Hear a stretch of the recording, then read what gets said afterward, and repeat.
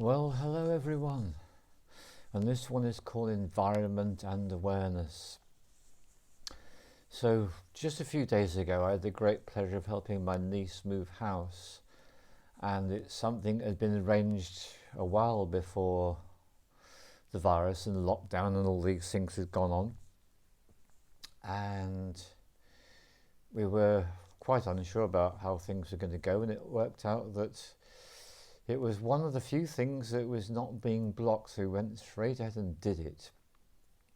And I felt a great sense of satisfaction doing it, because it's awful to have hanging over your head the idea of moving house. You want to move house, you want to move house, and is it or isn't it going to happen? So it felt like a really big relief for her and a big relief for me too. So that was a great thing. It was a fairly short move, and in it I learnt something of great value to me, so I want to share it with you, which is that when we came to move things like the big double beds, the big heavy furniture out, what happened was like completely unsurprising. It's so easy to forget this, which is that it's when you move the big heavy furniture out of the way that you suddenly discover, that's why in the old days you had this thing called spring cleaning. So what used to happen is every spring people would move all their big heavy furniture out and give a really good clean. And what with modern life being the way it is, it's so easy to get caught up in all the everyday life things and not remember to do it. And so I think we were all a bit surprised. Oh my goodness me, yeah, look at that.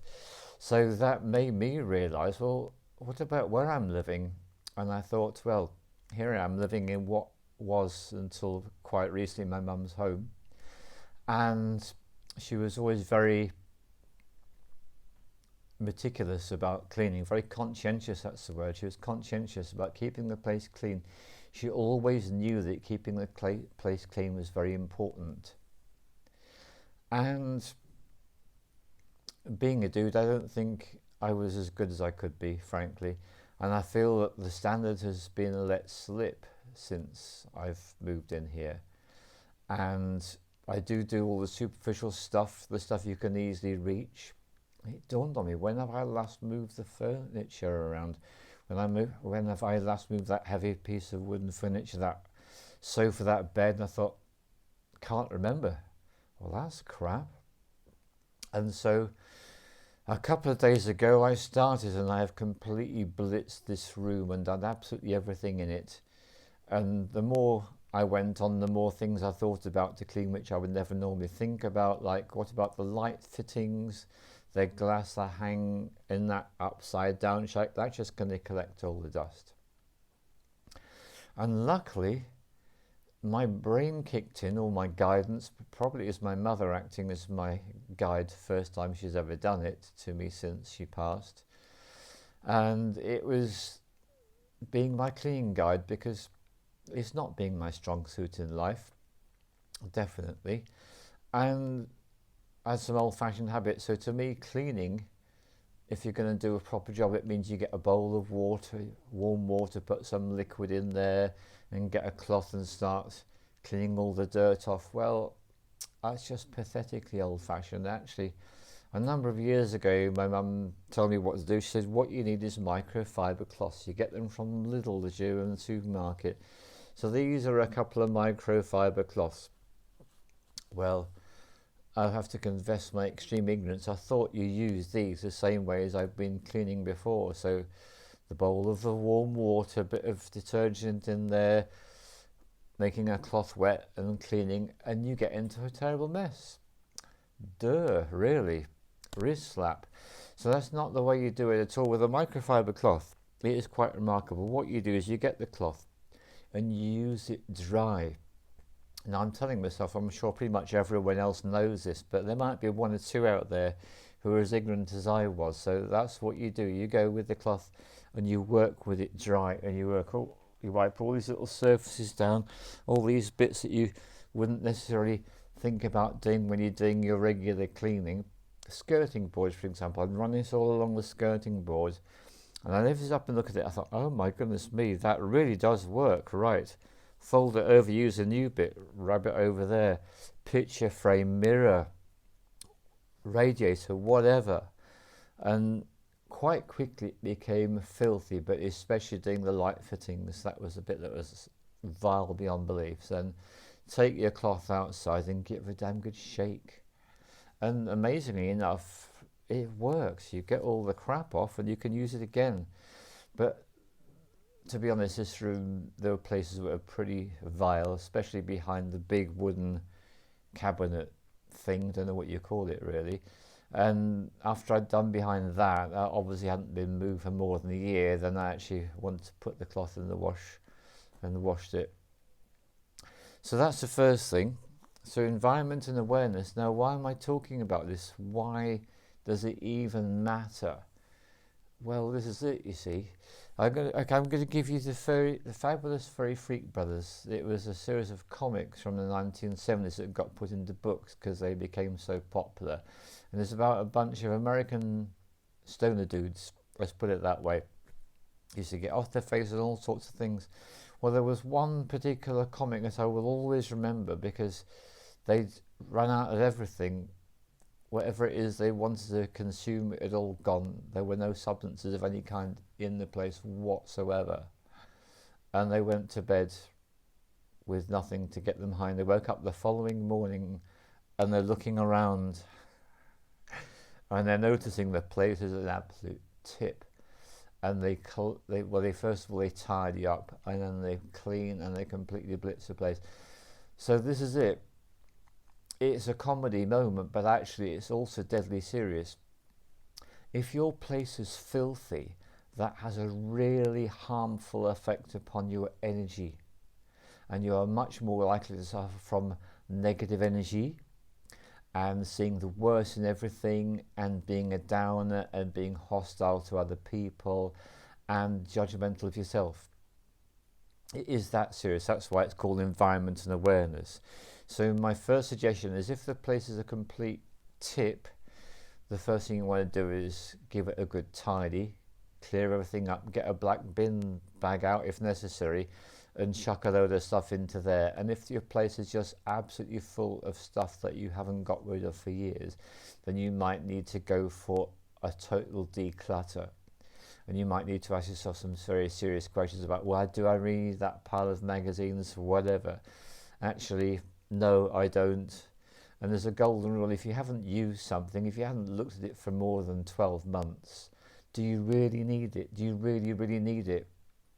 So if necessary, start with a declutter and then follow that by a tidy. And then if you've done all that, then you want to do the cleaning. So a Hoover will do most of it, but there's nothing worse than a Hoover with a clogged up mechanism, or a Hoover with a bag that's full, or a Hoover with the filters on these Dyson type Hoovers that's blocked. So the first thing you need to do is to make sure your Hoover is functioning properly and clean. That's really important, otherwise you're in a hiding to nothing, you just get nowhere. Believe me, I've done that. Got all the experience on how not to do these things. So when your Hoover is working well, brilliant. Give the place a darn good hoovering. Get out your microfiber cloth. And the last thing I want to mention is the windows, because that makes a huge difference to your psychological state of well-being. If the windows are filthy, it feels bad. It might feel so bad you don't even notice. So now what you can do is you can get all these sprays, and I did notice my mother had these spray cleaners. Well, I suggest the best thing you can do with those is to put them in the bin and don't use them, because a lot of them contain really toxic materials. In fact, I got a window cleaner and I started spraying that when I moved in here over a year ago. Gave it a spray in the window, started cleaning the window. Notice I felt like, what is that disgusting stench? I'm being poisoned. Well, I was, because a lot of these spray cleaners are poisons. If your cleaner is in a bottle and you can put some on a cloth, I mean, for the dusting, you want your microfibers dry, but there are other things you're going to be cleaning, like your sink, whatever else, bath, shower. When you do need a liquid clean with that, get something like the old-fashioned cream cleaner. Don't get any of these sprays. The cream cleaners or whatever will last a lot longer, and they'll do a good job. And you can also get special cleaners for lime scale. But again, don't get the sprays, because you're literally breathing an aerosol of something toxic. If it's a liquid or a powder, you can put it on your cloth or your sponge, give it a good clean. Makes it a safe thing to do. But coming to windows, so this is what I remembered. I remembered this. You get yourself newspaper. Get yourself a sheet of newspaper and you screw it up like that. And you get yourself a bottle of vinegar. So cheap, it's ridiculous. Take the lid off, sprinkle a bit of vinegar onto your paper. And then you start to rub the window with your vinegar and your paper.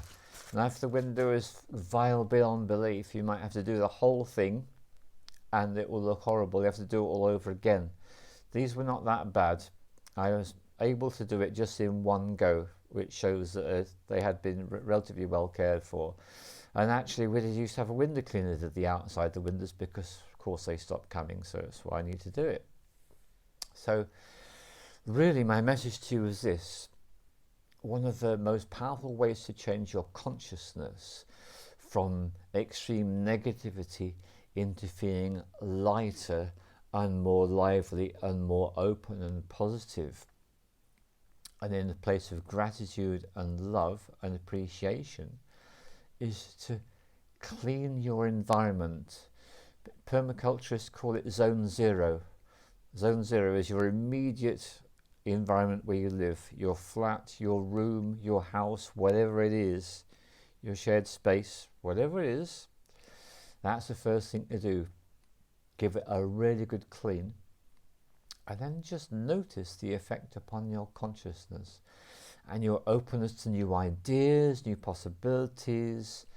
And it's a way of changing it from lockdown into great awakening, because that's what we are in. We are in the great awakening, and there are so many extraordinary things that are happening. And I just want to complete this film by saying that I've been invited to do something 4 or 5 days ago, and I'm actually on day 4 now, and that is also having a hugely beneficial impact on me. But really, when I started to clean the flat, and I've got one room which is now pristine, and so my job is to take this level of cleanliness out into all the other spaces. All the other spaces are superficially clean, but that's just not good enough. And the other thing to mention, of course, is you've got something called black mold. Now, black mold is something that hangs around where you haven't cleaned, particularly behind cupboards, units, bed, sofa, that sort of thing. And black mold is actually toxic, so that's another reason to do this. And another really important thing is to make sure you open your windows. If it's cold, you might not be able to have them open all the time, but then open them at least for 5 or 10 minutes every day. Make sure your windows get open. That also helps prevent toxics such as black mold from taking hold. And if you do have black mold in a particular area, well, it's my good old friend vinegar. Vinegar on a cloth, and you wipe that over the black mold, kills it. Very simple way to kill black mold. And then there's all sorts of other creatures which I won't bother to tell you about that are going to be hanging about, festering and proliferating in places that haven't been cleaned. So it's certainly making me feel a lot better. And great love to you. Thank you.